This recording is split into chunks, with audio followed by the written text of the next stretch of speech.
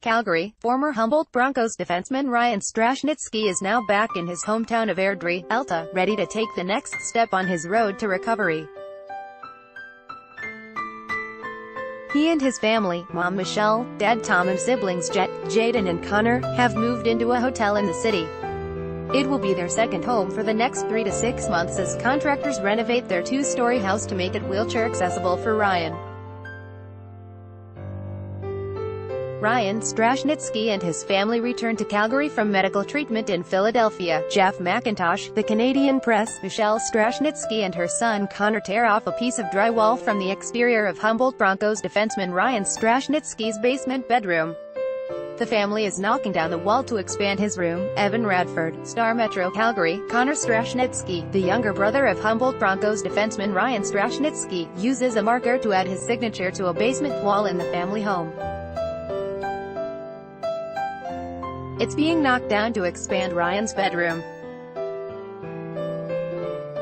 Connor was excited to get his mom's permission to draw on the walls. Evan Radford, Star Metro Calgary, Ryan Straschnitzki does muscle strengthening exercises during a physiotherapy session. Paul Chasson, the Canadian Press, Humboldt Broncos survivor Ryan Straschnitzki struggles to get from his wheelchair onto an exercise table during a physiotherapy session at the Shriners Hospital. Paul Chasson, the Canadian Press, Straschnitzki is one of 13 surviving Broncos members from the junior hockey team's devastating bus crash.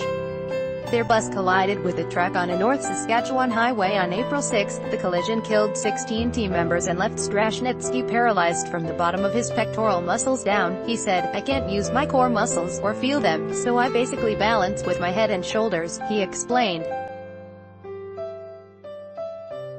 Article continued below. For mobility, he uses his neck, arm and shoulder muscles, my upper back as well. I use my hands to balance as well. It's a whole new learning curve. The 19-year-old returned to Airdrie on Wednesday after completing the first stint of his physical rehabilitation at Philadelphia's Shriners Hospital on July 4. Read more. The day that changed a Saskatchewan hockey town forever. Police chief calls for mass casualty plan in Saskatchewan after Broncos crash. Humboldt Broncos Ryan Straschnitzki in talks with Calgary Flames about potential job opportunity. He said he has confidence in his self-mobility gains and capabilities, like lifting himself from his wheelchair to a stationary chair.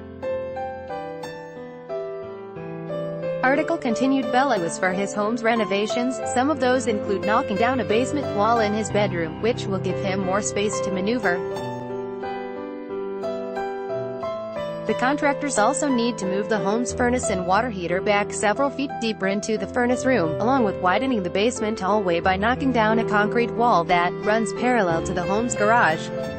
Those latter two changes will allow them to install an elevator in the home so Ryan can easily move from the main floor to the basement, where his bedroom will be. Despite the drastic changes, his home's Reno's camping out in a hotel for the next few months, using only his upper body for mobility. He's upbeat and positive, in part because of the support he has been getting since returning home. Friends have come to meet me at the hotel. I went to the house and saw everyone who's helping out with the basement. It's pretty awesome. Having an expanded bedroom and basement is weird, seeing everything gone now, but I'm excited to see what happens," he said. The other part of Straschnitzki's optimism is due to focusing on what he and his family value, each other, his Broncos teammates and the families affected by the April 6 crash.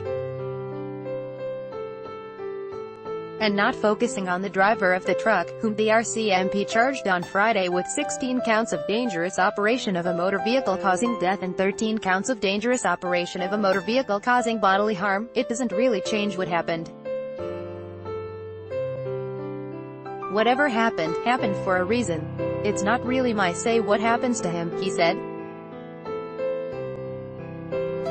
He said he and his family want to focus on the families affected by the crash. "We're here for them. Obviously they might have other feelings. For now we're focused on healing and getting better." Evan Radford is a reporter, photographer for Star Metro Calgary. Follow him on Twitter, @